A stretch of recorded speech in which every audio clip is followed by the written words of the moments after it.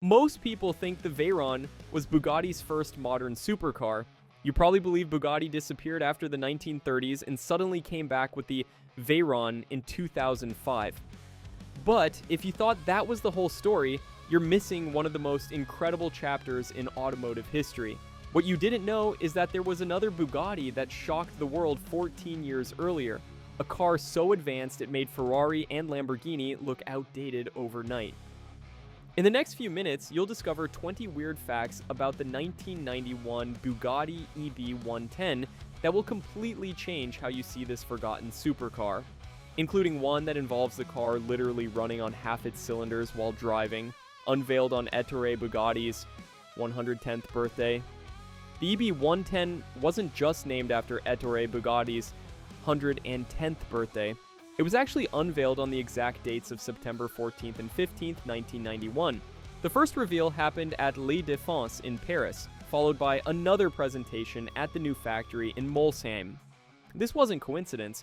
Romano Artiolis, the Italian entrepreneur who revived Bugatti, planned every detail to honor the founder. He wanted to show the world that Bugatti was back with the same attention to detail and obsession with perfection that Ettore himself had. The timing was so precise that invitations were sent out months in advance to ensure the automotive world would be watching on this specific weekend. What made this even more special was that Artioli had spent years preparing for this moment, acquiring the Bugatti name in 1987 and spending 4 years developing the car in secret. Quad-turbo 60-valve V12 engine. Here's where things get truly wild. The EB110 didn't just have a V12, it had a 3.5-liter V12 with 4 turbochargers and 60 valves. That's 5 valves per cylinder, which was almost unheard of in 1991. Each cylinder had 3 intake valves and 2 exhaust valves, allowing the engine to breathe like nothing else on the road. But wait, it gets even crazier. The engine also featured 12 individual throttle bodies, one for each cylinder, giving instantaneous throttle response that made other supercars feel sluggish. This wasn't just engineering for the sake of it. This setup allowed the relatively small 3.5-liter engine to produce massive power while maintaining reliability. The complexity was staggering. Each turbocharger was water-cooled and precisely sized to minimize lag. The result was an engine that could rev to over 8,000 RPM while producing a symphony of mechanical music that no other car could match. Aerospace company built the carbon fiber tub. When Bugatti needed someone to build the EB110's carbon fiber monocoque, they didn't go to a car company. They went to Aerospatiale, the French aerospace giant that helped build the Concorde and Airbus aircraft. This was radical thinking for 1991. While Ferrari was still using tubular steel frames and Lamborghini was experimenting with composites, Bugatti went straight to the experts who built fighter jets and spacecraft. The carbon fiber tub was so advanced that it weighed just 125 pounds but was stronger than any steel chassis of the era. Aerospatiale used the same autoclave ovens they used for aircraft parts, curing the carbon fiber at precise temperatures and pressures. Each tub took weeks to manufacture and cost more than most complete cars of the time. This aerospace connection gave the EB110 a rigidity and crash protection that wouldn't become common in supercars for another decade. Rear-biased all-wheel drive system. The EB110's all-wheel drive system was unlike anything else on the road. With a 27% front and 73% rear torque split, it combined the grip of all-wheel drive with the playful handling of a rear-wheel drive supercar. This wasn't the safe, understeer-prone all-wheel drive of a regular car. This was a system designed to put power down while still allowing skilled drivers to slide the car when they wanted to. The system used a viscous coupling center differential and 2 additional differentials at each axle. What made it special was how progressive it was. Under normal driving, most power went to the rear wheels, but when slip was detected, power could be transferred forward instantly. This gave the EB110 incredible launching ability. It could accelerate from 0 to 60 miles per hour without any wheel spin, even on wet roads. Yet on a track, drivers could still power slide through corners like a traditional supercar.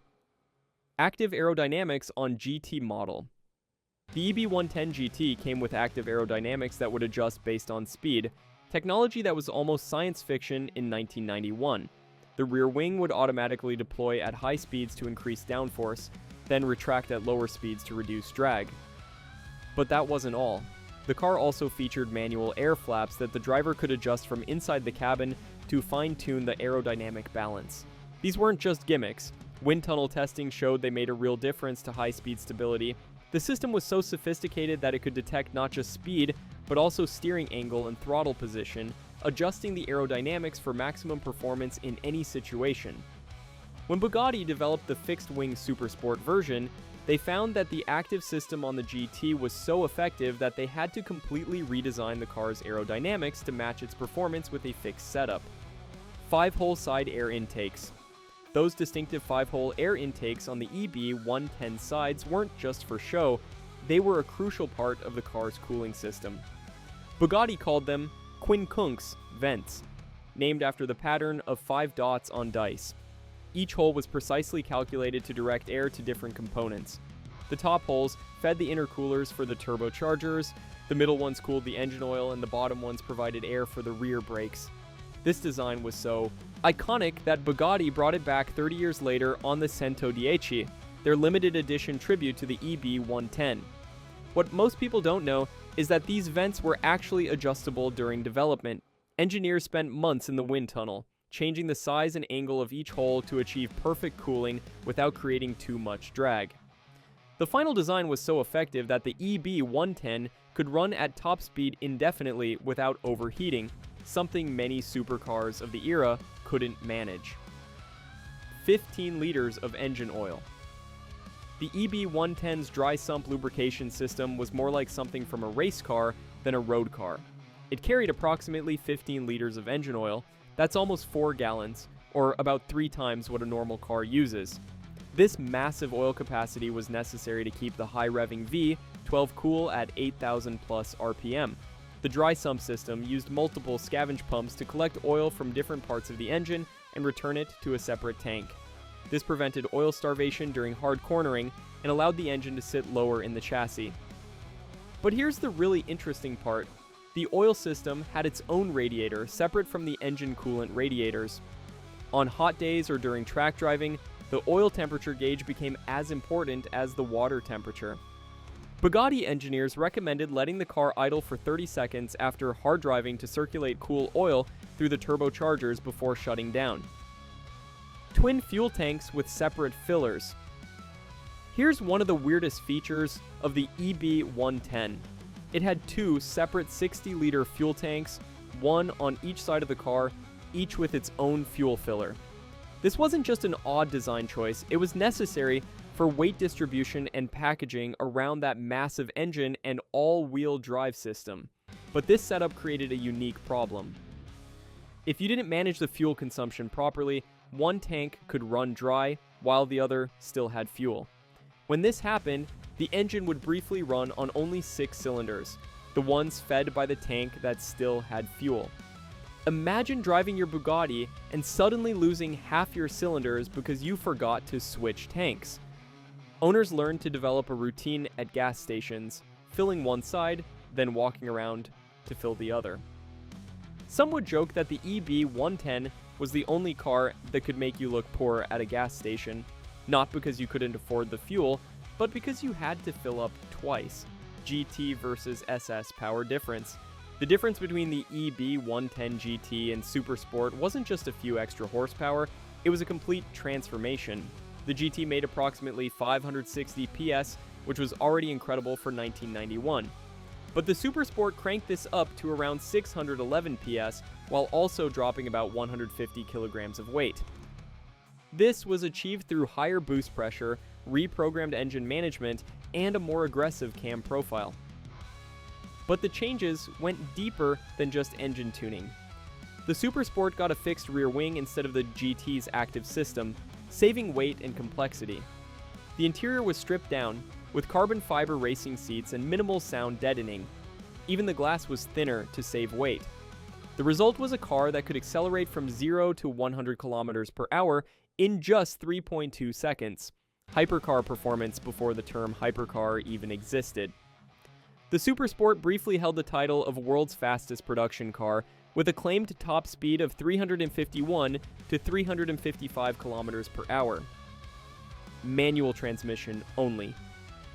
In an era when Ferrari was starting to experiment with paddle shifters and semi-automatic gearboxes, every single EB110 came with a good old-fashioned 6-speed manual transmission. This wasn't because Bugatti couldn't develop an automatic, it was a deliberate choice. The engineers believed that a manual transmission was the only way to properly control the 4-turbo V12's massive power. The gearbox itself was a work of art, developed specifically for the EB110's unique requirements. It had to handle over 600 horsepower while also distributing power to all 4 wheels through the complex all-wheel drive system. The shift action was precise and mechanical, with a heavy clutch that required real effort to operate. This made the EB110 a demanding car to drive in traffic, but rewarding for skilled drivers who could master its controls. Some owners today say the manual transmission is what makes the EB110 feel special compared to modern supercars with their instant shifting, dual-clutch gearboxes. Glass engine cover display Bugatti wanted everyone to see their masterpiece of an engine, so they fitted the EB110 with a glass engine cover that turned the V12 into a piece of automotive art. This wasn't just a simple window, it was a specially treated glass panel that could withstand the engine's heat while providing a clear view of the quad-turbo setup. The engine bay was designed to be displayed, with polished intake plenums, color-coded components, and neat routing of all hoses and wires.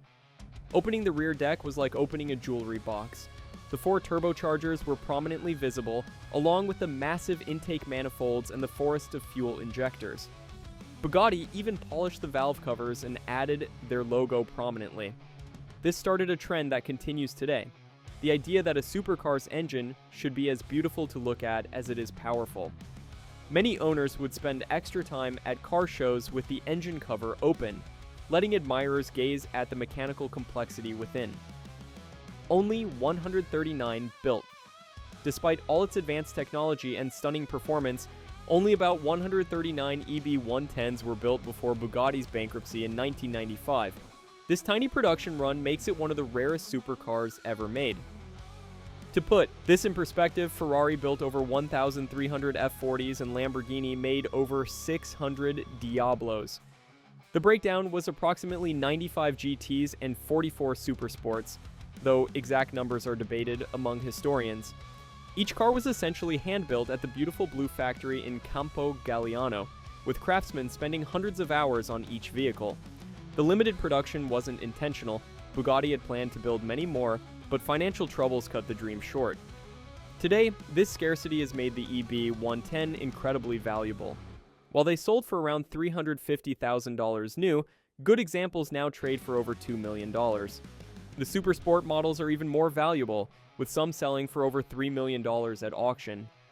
Marcello Gandini and Giampaolo Benedini designed the EB110's striking design was the result of 2 Italian masters working in sequence.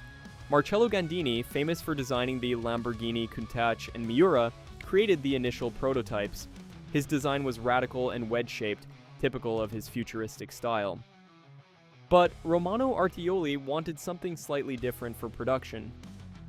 Enter architect Giampaolo Benedini, who refined Gandini's concept into the production car we know today. Benedini softened some of the harsh edges while maintaining the aggressive stance. He also added practical touches like better visibility and improved aerodynamics.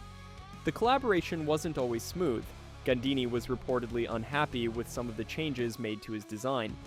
But the result was a car that looked like nothing else on the road. The EB110's design has aged remarkably well. While some supercars from the early 90s look dated today, the Bugatti still appears modern and purposeful. Its proportions are perfect, with the cabin pushed forward and the massive engine bay dominating the rear. Have you ever wondered what your favorite supercar from this era is? Let me know in the comments. I'd love to hear if anyone's actually seen an EB110 in person. The Blue Factory architecture Giampaolo Benedini didn't just refine the EB110's design, he also created the stunning factory where it was built. The Fabbrica Blu, or Blue Factory in Campo Galliano, was unlike any other car manufacturing facility. With its glass walls, modern architecture, and visitor-friendly layout, it looked more like a high-tech museum than a factory. Benedini designed the building to reflect Bugatti's values of transparency, precision, and beauty. Visitors could watch the cars being assembled through glass walls, seeing craftsmen hand-building each component. The factory featured marble floors in some areas, air conditioning throughout, and even a restaurant for guests. This was revolutionary thinking for 1991. The idea that a car factory could be a destination in itself. The Blue Factory became a symbol of Bugatti's rebirth, showing that they weren't just building cars, but creating an entire luxury experience. Sadly, the building's life as a Bugatti factory was short-lived, closing when the company went bankrupt in 1995. Le Mans, return after 50 years. In 1994, a privately entered EB110 LM brought Bugatti back to the 24 Hours of Le Mans for the first time in over 50 years. This wasn't a factory effort, enthusiasts. Michel Hamel modified a standard EB110 for endurance racing. The car featured a longer tail for high-speed stability on the Mulsanne straight, wider wheels and tires, and additional cooling ducts. While it didn't win, the EB110 LM proved remarkably reliable for such a complex car. It completed the full 24 hours, finishing 5th in its class. This was impressive considering it was competing against purpose-built race cars from major manufacturers. The Le Mans appearance reminded the world of Bugatti's racing heritage. Ettore Bugatti's cars had won the French Grand Prix and numerous other races in the 1920s and 30s. Seeing a Bugatti at Le Mans again, even in privateer hands, was an emotional moment for motorsport fans. The EB110 LM proved that Bugatti's return wasn't just about building expensive toys for collectors. These cars could perform under the most demanding conditions. Ice speed record in Finland. In 1995, Monaco-based racing driver Gildo Palanca-Pastor took his personal EB110 Supersport to Finland's frozen Baltic Sea and set an incredible ice speed record. He reached 296.34 kilometers per hour on the frozen surface, a record that stood for years. This wasn't a specially prepared car, it was Pastor's own road-legal Supersport fitted with studded tires. Think about that for a moment. This man took a 600 horsepower, all-wheel drive supercar onto a frozen sea and pushed it to nearly 300 kilometers per hour. The conditions had to be perfect. Smooth ice, no snow, and temperatures cold enough to keep the surface solid, but not so cold that the car's fluids would freeze. The record attempt showed the EB110's incredible stability and the effectiveness of its all-wheel drive system.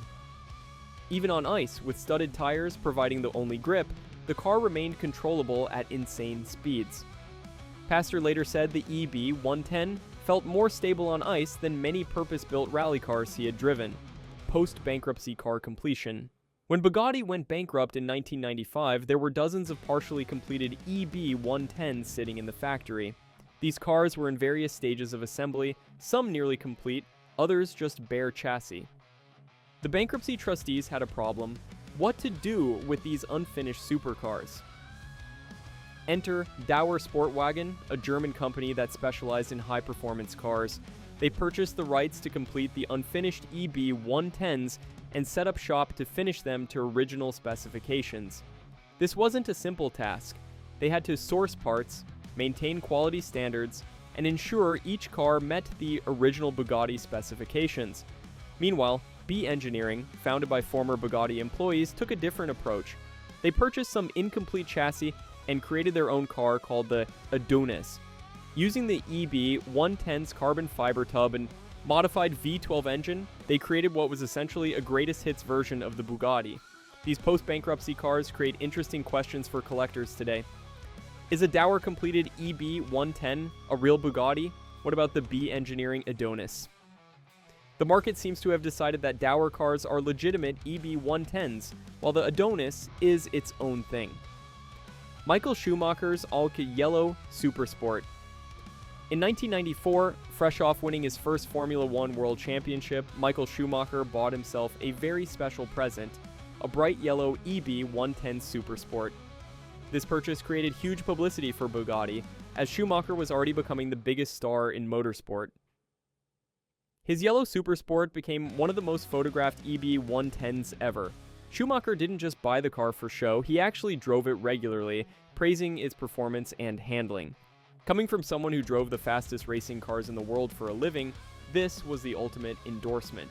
He particularly loved the all-wheel drive system, saying it reminded him of the advanced traction control systems in Formula 1. The Schumacher connection helped cement the EB110's reputation as a driver's car, not just a collector's piece. Here was the world's best racing driver choosing to spend his own money on a Bugatti when he could have had any car he wanted for free. His yellow Super Sport still exists today and commands a premium price partly due to its famous first owner. Technology cocktail ahead of its time. Looking back, the EB110 reads like a greatest hits list of supercar technology, all packed into one incredible machine. V12 engine? Check. 4 turbochargers? Check. All-wheel drive? Check. Carbon fiber monocoque? Check. Active aerodynamics? Check. 60 valves? Check. This combination was absolutely mind-blowing for 1991. Most supercars of the era had 1 or 2 advanced features. The Ferrari F40 had twin turbos but a steel tube frame. The Lamborghini Diablo had a V12 but rear-wheel drive only. The Porsche 959 had all-wheel drive but only a twin-turbo flat 6. Bugatti threw everything at the EB110, creating a technological tour de force that wouldn't be matched for years. The EB110 pioneered the idea of the hypercar, a vehicle that used every available technology to achieve ultimate performance. While the term wouldn't be coined until years later, the EB110 was arguably the first true hypercar. It showed that with enough engineering and money, you could create something that redefined what was possible in a road car. And the surprise car I promised you at the beginning is actually a secret about the EB110 that most people never knew. Bugatti was developing an even more extreme version called the EB110 LM based on their Le Mans experience. This road-legal version would have featured the longer tail, more power, and race-derived suspension. Only one prototype was built before the bankruptcy, and it disappeared into a private collection. Some say it's still out there. The ultimate EB110 that represents what could have been if Bugatti had survived.